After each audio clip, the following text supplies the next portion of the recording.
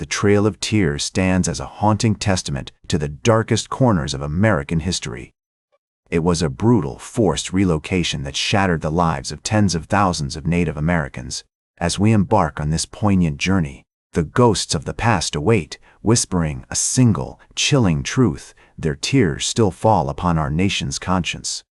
In the early 19th century, the southeastern United States was a complex tapestry of Native American tribes, each with their own distinct culture, language, and traditions. The Cherokee, Muscogee Creek, Seminole, Chickasaw, and Choctaw nations had thrived in this region for centuries, developing sophisticated societies that were characterized by their own systems of government, agriculture, and spirituality. The Cherokee had also developed a thriving agricultural economy, with many families owning farms and plantations. However, despite these advances, the Cherokee and other Native American tribes were increasingly seen as obstacles to westward expansion by the U.S. government and white settlers. In 1802, the state of Georgia had ceded its western lands to the federal government, but it had also made it clear that it expected the U.S. government to remove the Native American tribes from the region. This expectation was rooted in a long history of conflict between the Cherokee and white settlers, who had been encroaching on Cherokee land for decades. The discovery of gold in northern Georgia in 1829 further accelerated the demand for Cherokee land as thousands of prospectors poured into the region, leading to increased tensions between the Cherokee and the state of Georgia. In this context, the Indian Removal Act of 1830, signed into law by President Andrew Jackson on May 28, 1830, marked a significant turning point in the history of the Southeast.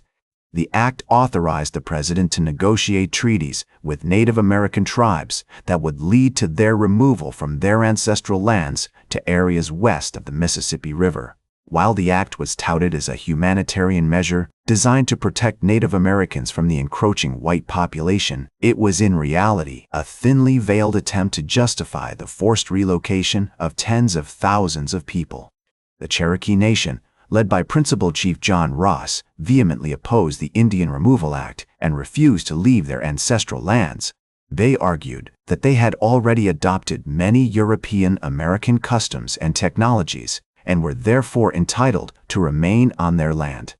The Cherokee also pointed out that they had signed numerous treaties with the U.S. government, including the Treaty of Hopewell in 1785 and the Treaty of New Echota in 1791, which guaranteed their right to remain on their land.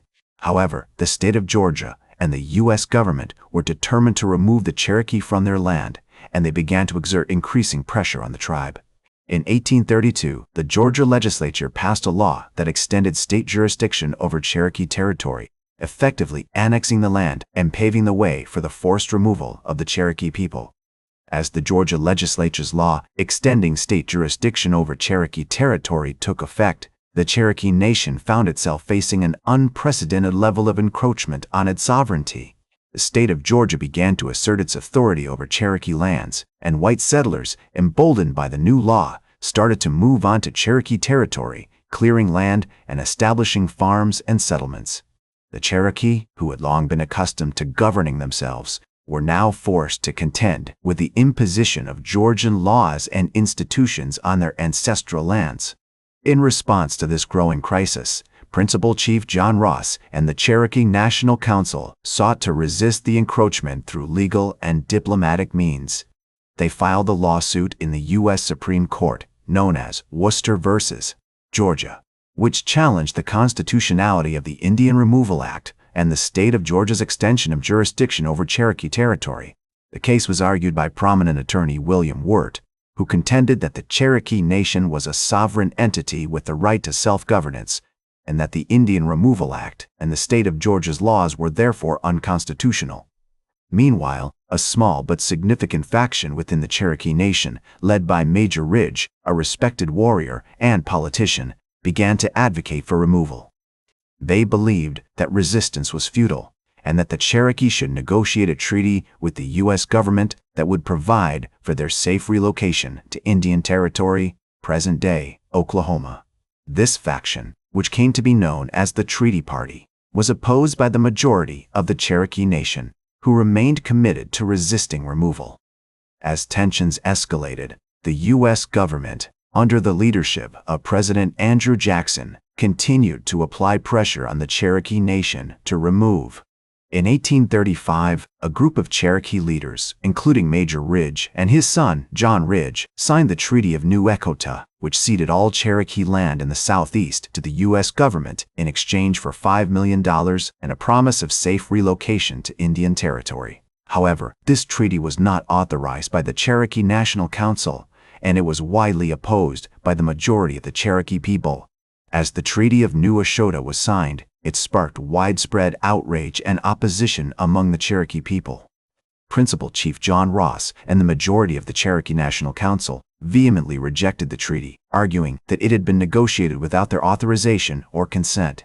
The council issued a statement condemning the treaty as a fraud upon the Cherokee Nation and declaring that it would not be bound by its terms. Meanwhile, Major Ridge and his son, John Ridge, who had signed the treaty, became increasingly isolated from the rest of the Cherokee community. Many saw them as traitors who had betrayed their people's trust and interests. The Ridges' actions were motivated, in part, by a desire to protect their own property and status within the tribe, but they also believed that removal was inevitable and that negotiating a treaty was the best way to secure a safe and orderly relocation for the Cherokee people. Despite the controversy surrounding the Treaty of New Echota, the U.S. government began to make preparations for the forced removal of the Cherokee Nation. In 1836, Congress allocated $600,000 to cover the costs of removal, and the War Department started to assemble a force of soldiers and militia to carry out the operation. General John Ellis Wool, a veteran of the Creek War, was appointed to lead the military effort, which would involve rounding up the Cherokee people and escorting them to Indian Territory. As the summer of 1838 approached, the Cherokee Nation found itself facing an increasingly dire situation. The U.S. government had set a deadline of May 26 for the Cherokee to voluntarily remove themselves from their ancestral lands, but it was clear that few were willing or able to comply. Many Cherokee people were determined to resist removal, and some began to prepare for armed resistance. Principal Chief John Ross and the Cherokee National Council continued to seek legal and diplomatic solutions, but their efforts were ultimately thwarted by the U.S. government's determination to enforce the Treaty of New Echota. In the midst of this chaos and uncertainty, a sense of desperation and fear began to grip the Cherokee community. Families were forced to make difficult decisions about whether to stay or go, and many were torn between their desire to remain on their ancestral lands and the need to protect themselves and their loved ones from the looming threat of violence and dispossession. In the spring of 1838, General Winfield Scott, who had replaced General Wool as the commander of the military effort, issued a proclamation to the Cherokee people, warning them that they must prepare to leave their homes and begin the journey to Indian Territory. The proclamation was met with widespread defiance, and many Cherokee people refused to comply. As the deadline for removal approached, the U.S. military began to move into Cherokee territory, setting up forts and encampments in preparation for the forced relocation of the Cherokee Nation. As General Winfield Scott's proclamation echoed throughout Cherokee territory, the U.S. military began to round up the Cherokee people, often using coercive tactics to force them from their homes. Soldiers would arrive at dawn, giving families only a short time to gather their belongings before being marched away. The Cherokee were herded into makeshift forts and encampments, where they were held until the journey to Indian Territory could begin. One such fort was Fort Butler, located in present-day Murphy, North Carolina, where over 3,000 Cherokee were detained. Conditions at the fort were harsh, with inadequate food, shelter, and sanitation, leading to the spread of disease among the imprisoned Cherokee. In May 1838, the first group of Cherokee, numbering around 800, was forcibly removed from their homes in Georgia and began the journey to Indian Territory. They were led by a military escort, which included soldiers from the U.S. Army and local militia. The Cherokee were forced to march in long columns, often with little food or water, and were subjected to physical abuse and intimidation by their military escorts. As they traversed the rugged terrain of the Appalachian Mountains, the Cherokee faced numerous challenges, including treacherous mountain paths, raging rivers, and sweltering heat. One of the most notable leaders of the Trail of Tears was Solly, a Cherokee warrior who refused to leave his home in North Carolina. Solly and his family had managed to evade the initial roundups, but they were eventually discovered by a group of soldiers. In a dramatic confrontation, Solly's wife and children were killed, and he was forced to flee into the mountains.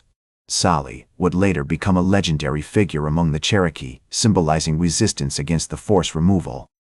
As the summer of 1838 wore on, more and more Cherokee groups were forcibly removed from their homes and began the journey to Indian Territory. The Trail of Tears stretched over 1,000 miles, passing through present-day Tennessee, Kentucky, Illinois, Missouri, and Arkansas. Along the way, the Cherokee encountered numerous challenges, including disease, starvation, and exposure to the elements. Many Cherokee died during the journey, with estimates suggesting that between 2,000 to 8,000 people perished.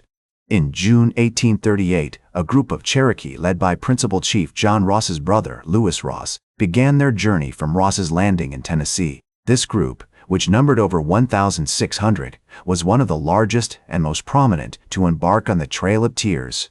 As they traveled, they were joined by other Cherokee groups, including those led by notable leaders such as Elijah Hicks and Richard Taylor. The combined force faced numerous challenges, including swollen rivers, raging storms, and hostile locals.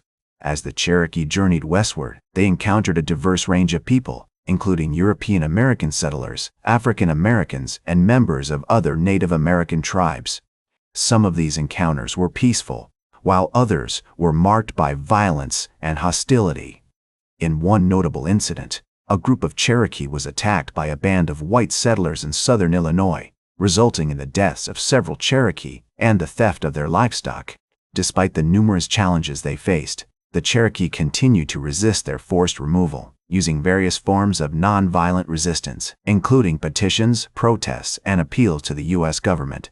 In August 1838, a group of Cherokee leaders, including Principal Chief John Ross, submitted a petition to the U.S. Congress, pleading for an end to the forced removal and the restoration of their ancestral lands. The petition was signed by over 15,000 Cherokee, making it one of the largest and most significant expressions of Native American resistance in U.S. history.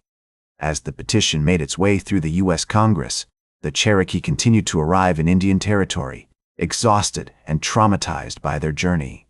Many settled in the area around present-day Park Hill, Oklahoma, where they established a new capital and began to rebuild their lives. Principal Chief John Ross worked tirelessly to provide for his people, establishing a new government and negotiating with the U.S. authorities for aid and assistance. In the winter of 1838 to 1839, a severe drought struck Indian Territory, exacerbating the already dire conditions faced by the Cherokee. Crops failed and food became scarce, leading to widespread starvation and disease. The Cherokee were forced to rely on meager rations provided by the U.S. government, which were often inadequate and poorly distributed. Many Cherokee died during this period, including several prominent leaders who had survived the Trail of Tears. Despite these challenges, the Cherokee began to rebuild their communities and establish new traditions. They founded schools, churches, and other institutions and began to develop a new economy based on farming, trade, and commerce. The Cherokee also established a new constitution and government, which was modeled on the U.S. system but incorporated traditional Cherokee practices and values. In 1839, the Cherokee Nation officially came into existence, with Principal Chief John Ross as its first leader. Ross worked to strengthen the nation's institutions and provide for his people's welfare, while also navigating the complex web of relationships with the U.S. government and other Native American tribes. He established a new capital at Tahlequah, which became the center of Cherokee politics, culture, and society. As the years passed, the Cherokee Nation began to flourish, despite ongoing challenges and conflicts with the U.S. government. The nation developed a thriving economy, a robust system of education, and a rich cultural heritage. The Cherokee also became increasingly involved in regional and national politics, with many leaders playing important roles in the debates over slavery, states' rights, and westward expansion. In 1846, the Cherokee Nation signed a new treaty with the U.S. government, which established the boundaries of the nation and provided for greater autonomy and self-governance. The treaty also marked the beginning of a new era of cooperation between the Cherokee and the U.S. government, as the two nations worked together to address common challenges and promote mutual understanding. In the years leading up to the American Civil War, the Cherokee Nation became increasingly divided over the issue of slavery. While some Cherokee leaders, including Principal Chief John Ross, opposed slavery on moral grounds, others saw it as a necessary institution for the nation's economic development. The debate over slavery ultimately contributed to the outbreak of civil war within the Cherokee Nation, with some factions supporting the Union and others backing the Confederacy. In 1861, the Cherokee Nation signed a treaty with the Confederate States of America, which led to the outbreak of conflict between pro-Union and pro-Confederate factions within the nation. The resulting Civil War lasted for several years, causing widespread destruction and loss of life. Principal Chief John Ross was eventually forced into exile, and the nation was plunged into chaos and uncertainty. In 1866, the Cherokee Nation signed a new treaty with the U.S. government, which marked the beginning of a new era of reconstruction and rebuilding. The treaty provided for the abolition of slavery within the nation and established a new framework for self-governance and economic development. The Cherokee also began to rebuild their communities and restore their cultural heritage, laying the foundations for the modern Cherokee Nation that exists today. The legacy of the Trail of Tears continued to shape the lives of the Cherokee people, however, with many families passing down stories of their ancestors' suffering and resilience through generations. The trail itself became a powerful symbol of the nation's history and identity, with many Cherokee people making pilgrimages to the route to honor their ancestors and reflect on the past. In 1987, the U.S. Congress officially designated the Trail of Tears as a National Historic Trail, recognizing its significance as a cultural and historical landmark. Today, the Cherokee Nation is a thriving and vibrant community with over 300,000 enrolled members and a robust economy based on tourism, gaming, and entrepreneurship. The nation continues to work towards self-determination and sovereignty, while also preserving its rich cultural heritage and honoring the memories of those who suffered and died during the Trail of Tears. The Trail of Tears stands as a haunting testament to the darker chapters of American history, a brutal reminder of the devastating consequences of forced relocation, cultural erasure, and the unyielding pursuit of westward expansion. The tears shed by the Cherokee people on that fateful journey have become an indelible stain on the nation's conscience, a poignant symbol of the ongoing struggle for indigenous rights, self-determination, and reconciliation. The Trail of Tears may be a chapter from the past, but its impact continues to resonate in the present, a powerful reminder of the importance of empathy, compassion, and understanding. Thank you for joining me throughout this historical journey. That's all for today's History with Herodotus. Remember to like, share, and subscribe, and until next time, remember that, to understand the present, we must first understand the past.